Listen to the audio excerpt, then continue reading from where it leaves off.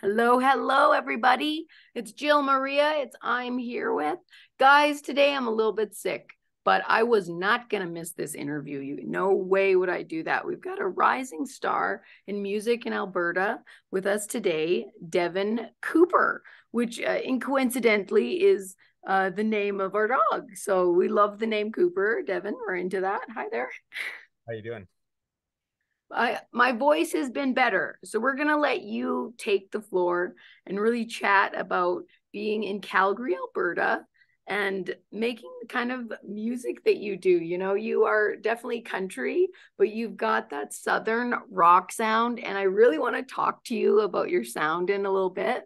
But let's talk about your newest single, The Other Guy.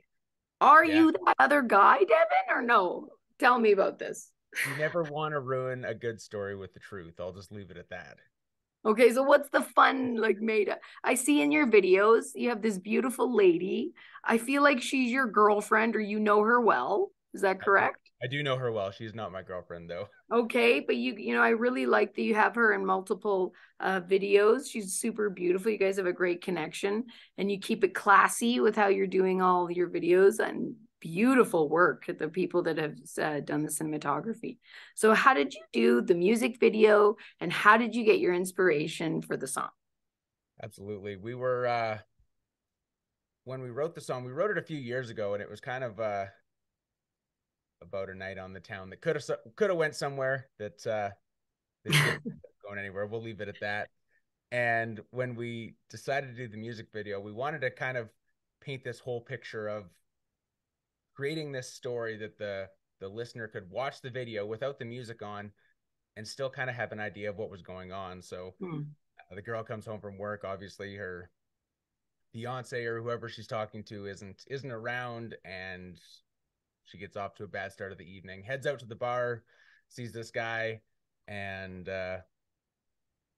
right at the end of the video, I guess throughout the video, they kind of have an evening. They're going out dancing, drinking, stuff like that, and at the end of the night, head back to her place because her significant other is not home.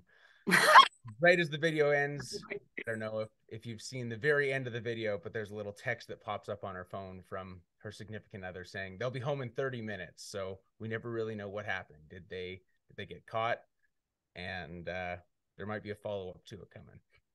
Ooh, I know. I like how you're like, what do you ever think about Carrie in your Instagram video? You're like the song that comes before Carrie Underwood before he cheats. And I'm like, what is? I love the marketing that you do, Devin.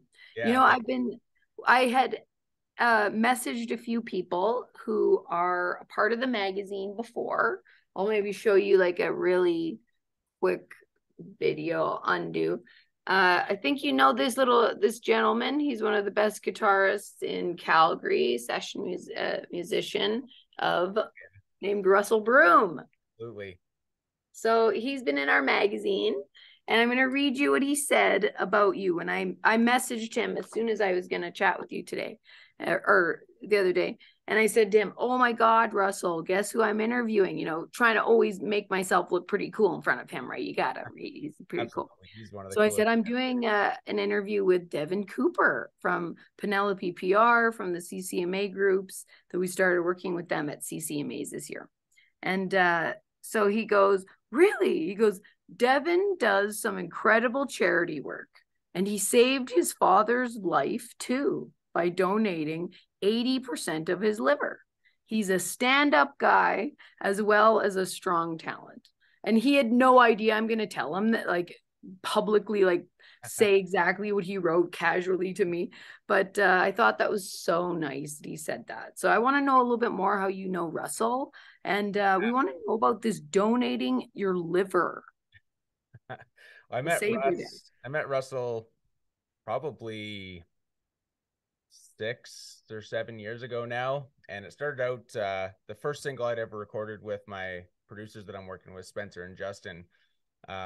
Russell was brought in to play some of the guitar parts, and we instantly hit it off. He is one of the most talented guitar players, not only in Calgary, probably in the world, I would go to say. Uh, I think he's played on over 10,000 records. He he's got a heart of gold, and ever since the day I met him, he's just kind of always been encouraging to me. Always takes the time to sit down, chat about guitar. We can load up a bunch of guitars, go over to his studio and nerd out for a couple hours. And then we actually did a collaboration together a few years ago. He had a blues jam band called the Flat Whites.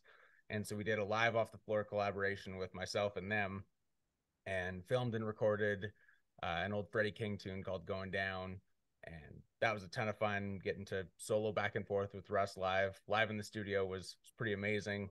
And just a month or so ago, I was over hanging at his studio again, and yeah, he's one of the coolest guys I've ever got to hang and got to become friends with in my life. That's so cool. Well, you're an excellent guitarist as well, so I'm sure you appreciate him because of that.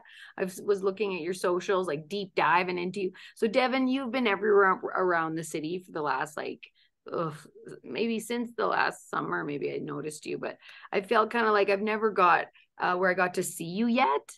And you were on Stampede City Sessions, another musician friend of ours, Mike McKenzie. We were researching you together. He's like, oh, this guy. Yeah. I said, who is this guy? I don't know of him yet. But I've seen your hat, your look. You're like the real deal. You got the long hair. And I love that you're rock and roll. Because like your sound come out like I want to say something about country, right? The boundaries of country, or there's like a line with when you put it out to radio station, what they take. And I love how you push that boundary of southern rock, for the people that like that. So I think that's why you're such a phenomenon right now, is that, Alberta is super country. We just did the CCMAs. They announced so many big artists, and we didn't get to talk to you at that point, but I felt kind of like, wow, like you're one of our favorite country southern rock dudes, because I think you have like a training or something in the background with rock and roll. The story goes that your dad was a motorcycle owner for a motorcycle shop, so you turned into that kind of like lifestyle and like being a man, and you turned into the guitar. So let's talk more about your dad and how you got into music too, if you want. Yeah, absolutely. I mean, growing up in my parents' house, music was always on. Both of them kind of play a little bit of piano, but were never like real players kind of thing. They just kind of enjoyed playing at the house. And my dad listened to a lot of Southern rock and blues, so a lot of Stevie Ray Vaughan and Leonard Skinner, ZZ Top. And then on my mom's side, she listened to like hair metal and hard rock. So like, it's from your mother. That's I can really see that then, if you was growing up with that. Okay. Absolutely. So it's kind of those two things were the foundation of music growing up for me. But growing up in a small town, you're constantly surrounded by country activities and country lifestyle, whether it's going to rodeos or going to farm parties. And so when I started writing music, I was always writing songs that told a story of some sort. And nothing against rock. I mean, I grew up loving rock, but I feel like a lot of the songs don't necessarily tell a story that you can emotionally connect with. And so not as at a pace that country does. Definitely not. Exactly. Yeah. A lot of the songs I was writing were very storytelling songs that kind of took you on this journey. And it wasn't until a few years later, maybe I was 17 or 18, I was driving to school in Calgary. I was going to SAIT at the time, and I had a 76 Oldsmobile that only had an AM radio. The only thing I could listen to was the AM country station in Calgary. And so in order to listen to music, I just turned it on, started listening to it every day. And I realized that a lot of the songs that I'd been writing were actually country. I just didn't even know it. It suits that. Yeah. So we kind of tried to take everything that was the hair metal hard rock influence, the Southern rock and blues influence, and then kind of bring it all together with this country storytelling. Oh, that's so cool. I love that. I feel like you're influenced by like David Bowie from the hair metal stuff, like the softer sides, the Britpop stuff. But I know what you're talking about. But let's talk about this giving a liver to your dad. Like, come on. Like, can you be like Jesus Christ on this earth or what? Like, holy, I've never met anybody that's done that for somebody. That's a beautiful thing that you did for your dad, sir. So congratulations, and I'm glad you guys are okay. Looks like it. We want to know about how he's doing. Yeah, he's doing fantastic. We just had the 3-year anniversary last week, I think. And yeah, he's 100% healthy. Everything's good. I'm healthy and recovered, so we got through it. We're moving on, and life is good, so we can't complain. Yeah, when you don't have your health, right? Our mother actually in our mother is sick with liver issues herself. It's a big thing having these issues, you know, when you don't have your health, Yeah, everything kind of goes downhill. But absolutely. also what's funny, like I really connect to you, man, for real on a personal level, because my grandmother, right, she had Alzheimer's as well. You're always supporting charity and using your music to support like an important cause to you and raise awareness and rock out and bring that, you know, a concert is the best way to raise money. Yeah. Events, concert, like it really is, you know. So tell us like about that if you'd like. I know you just played an amazing show the 25th. We missed it. I'm so sorry. But That's we okay. saw all the promotion and your billboard and everything. So look at you, you're getting there. But how was the show for the Alzheimer's? The show is amazing. This is the fourth annual year that we've had the event.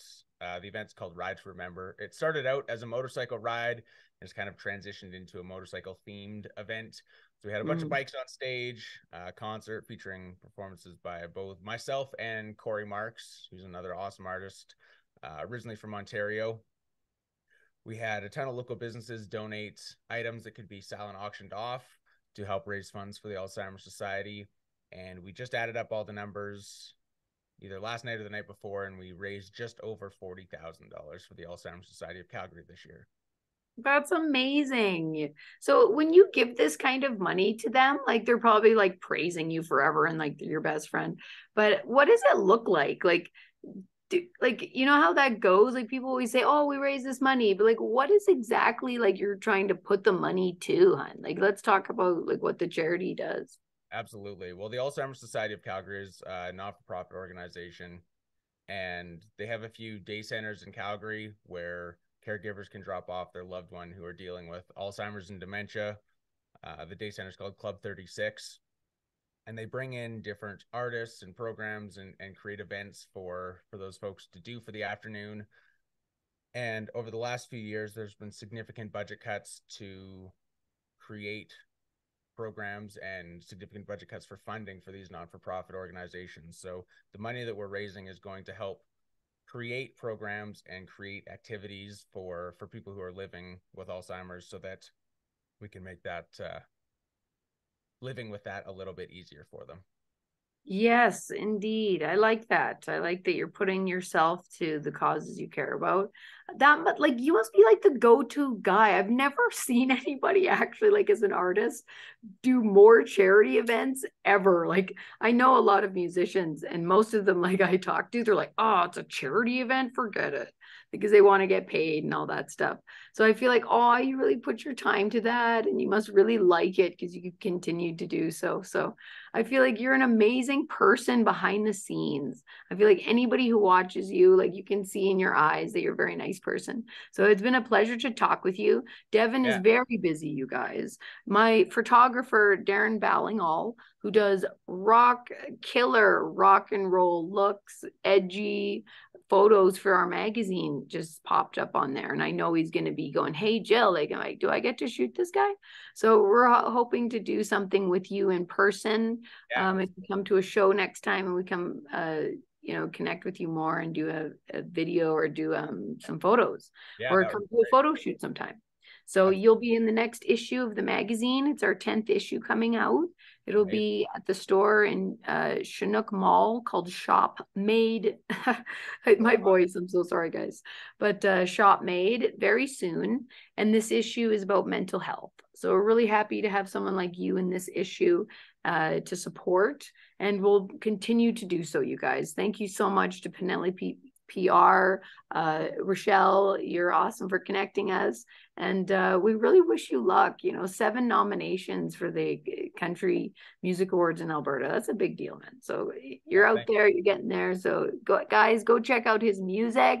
Check out Devin Cooper on Instagram, his website as well.com.